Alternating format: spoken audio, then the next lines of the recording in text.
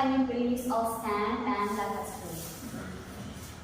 In the name of the Father, and of the Son, and of the Holy Spirit. Amen. Good morning, class.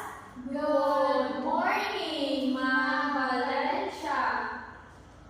Before you sit, please arrange your chairs. Okay. According to our last topic yesterday, who can still remember our topic yesterday? Marjorie? It's all about contrast, Ma'am. It's all about contrast. Very good. Now, before we start to our main topic, I have here a picture. And now, we have a game entitled 3D or 2D. All you have to do is, if the picture presented a 2D picture, you will clap 2 times. And if 3D picture, you will clap 3 times, okay?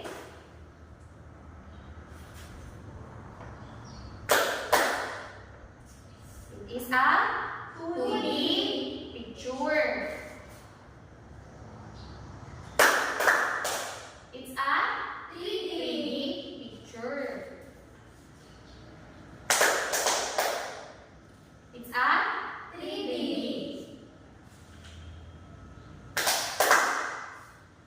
And last one. Very good. Ma'am, sa lagay yung kailangan, Ma'am. Ano isa? Ang among na picture that represents ang 3D picture, Marjorie. Now, I have here an activity. Direction. List 5 examples of 3-dimensional graphs. I will give you 5 minutes to answer. Okay? Yes, Ma'am. Finish na, Ma'am. Finish na? Yes, Ma'am. Who can answer number 1? Okay, Marjorie?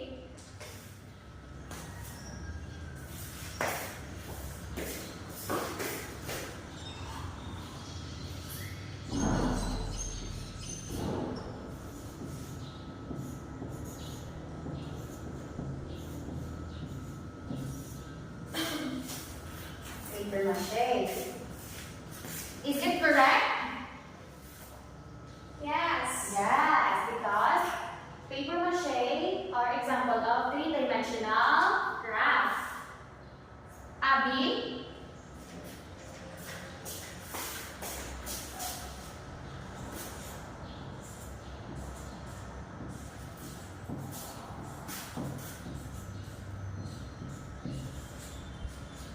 Culture.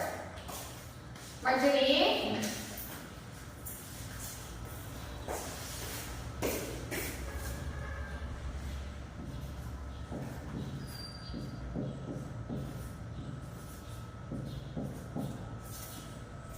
Mobile art. Abby?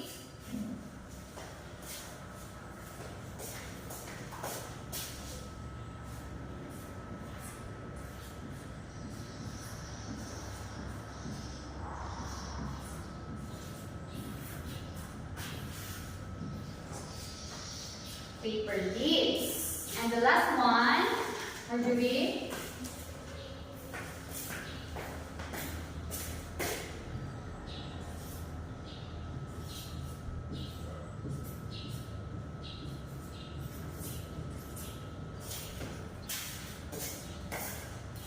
Now, according to our activity, in your previous activity, do you find it easy or difficult? Easy, Ma'am. Easy. How did you identify that these examples are 3D graphs? It's because it has balance and height, width, and depth. So now, do you have any idea what topic we have been discussing today? It's about 3-dimensional graphs. Who can read? Abby? Three-dimensional graphs, also known as and form. These crafts can be made using a variety of materials and techniques. Yes, it can stand freely. Three-dimensional craft or 3D crafts can stand freely, has height and width, and has a front side and a back side. Also, sufficient balance is required in 3D art. The tools used to make it can be clay, wood, plant fiber, or old papers. Now, in this unit, 3 examples of 3D art will be discussed. This includes mobile art, paper mache, and paper beads. Who can this read? Marjorie.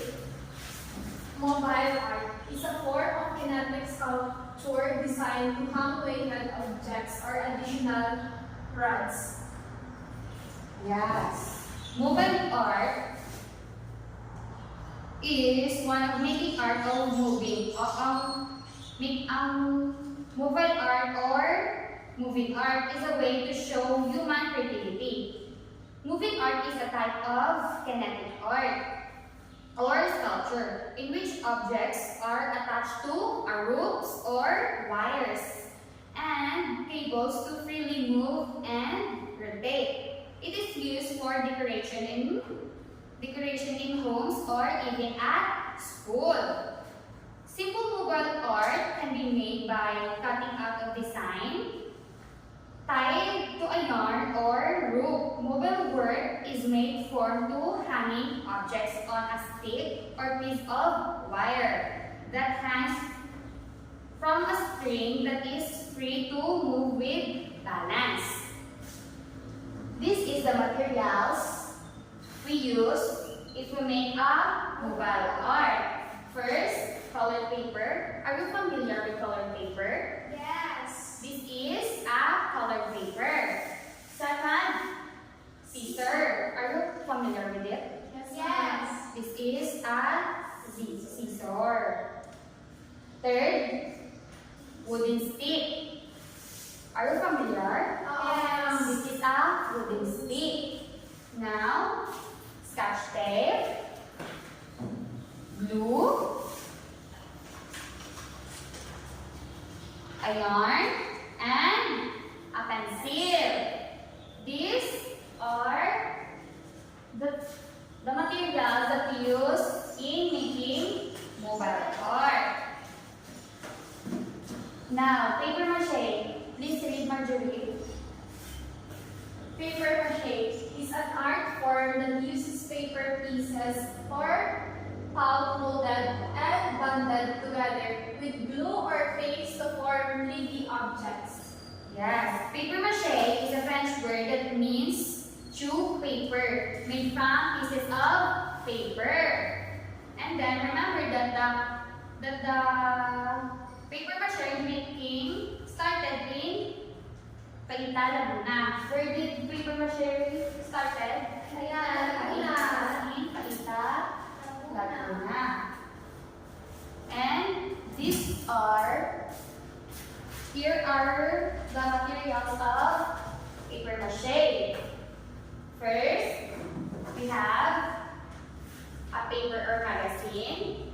Do you have this in your home or house? Yes. This is the examples of newspaper or magazine. Next, cutter, or we can also use a scissors.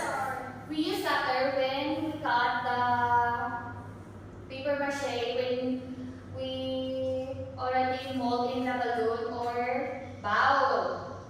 Next, a glue or cornstarch paste.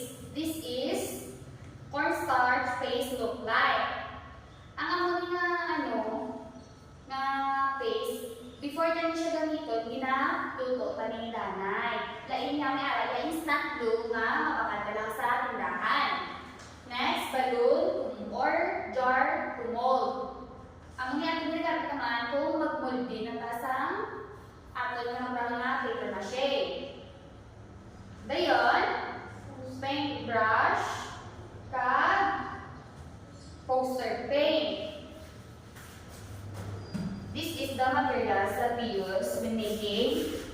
mache. This is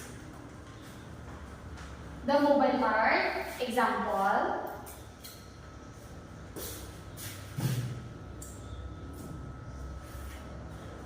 And this is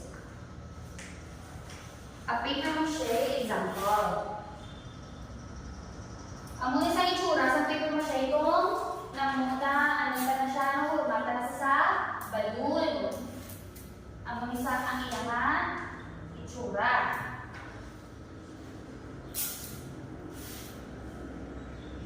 Now, we can read the paper beads. Abby? Paper beads is originated in England around the Victorian age. Women would convene together in groups as a social event to create paper beads from scraps of wallpaper, rolled in knitting needles, strung on yarn and polished with beeswax. They also use newspaper and other printed papers. Yes, it's come from the nation of England, where women patiently rolled small pieces of paper to be colored and screwed to make decorations or decoration from the body or mga accessories na ginatawag. Home and school such as curtain, pwede man sa atol na balay or sa atol eskwelahan, ginaudran ang paper beads sa kortina o kon curtain. And can also monetize. Pwede naman siya i-baligya. Ang muna sa example sa paper beads. Ang muna siya ang tsura sa paper beads.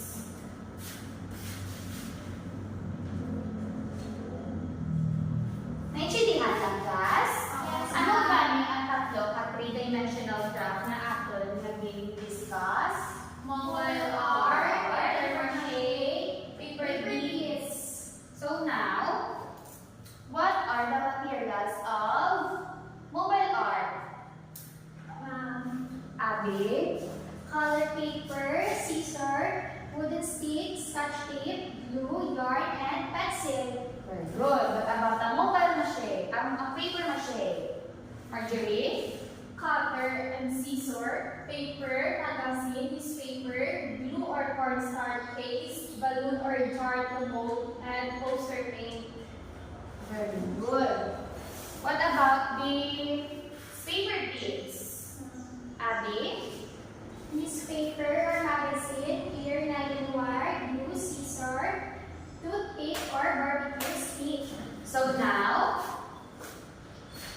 I have here an activity. I will group you into 3 groups. The direction is puzzle the picture and identify or guess what the picture shows, okay? I'll give you 10 minutes to finish the activity. Tapos na? Done na, ma'am. Okay, now place it in the board.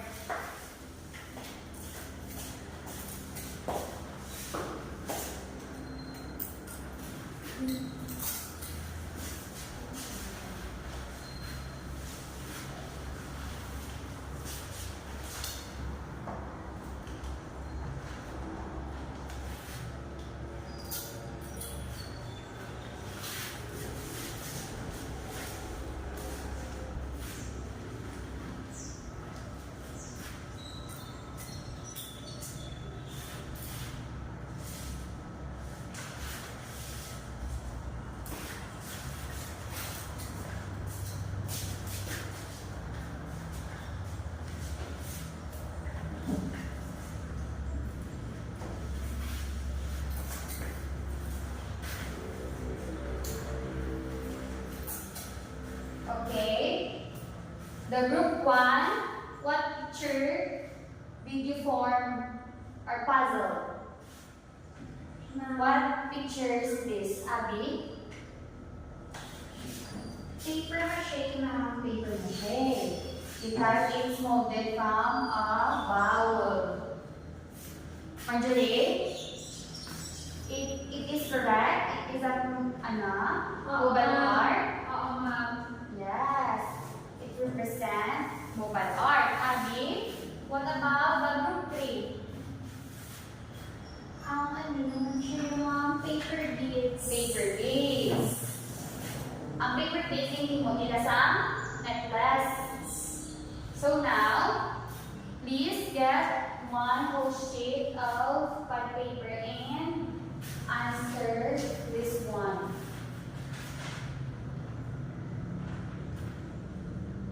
I'll give you 10 minutes to finish that quiz or activity. Hindi na ma'am. Finish that. So, let's check. Number 1. Ano ang materials na ara sa mobile art? Yes, Marjorie? Color paper, ma'am. Color paper. Scissor. Paper. Scissor. Glue. Glue. Yarn. Yarn. Pencil. Pencil. Wooden stick. Wooden stick. Scotch tape.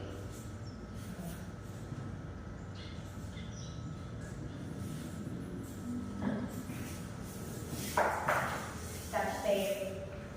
Now, what about the paper mache? Abby? Cutter, ma'am. Or scissor. Cutter. Glue. Glue. Balloon. Balloon. Poster tape. Poster paint. Cornstarch paste. Cornstarch paste. And paintbrush, ma'am. At paintbrush. What about the paper beads? Ma'am. Marjorie? First, Glue.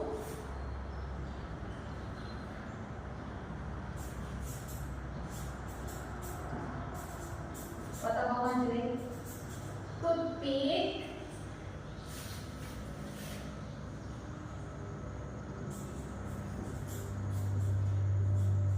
Nylon. Nylon. And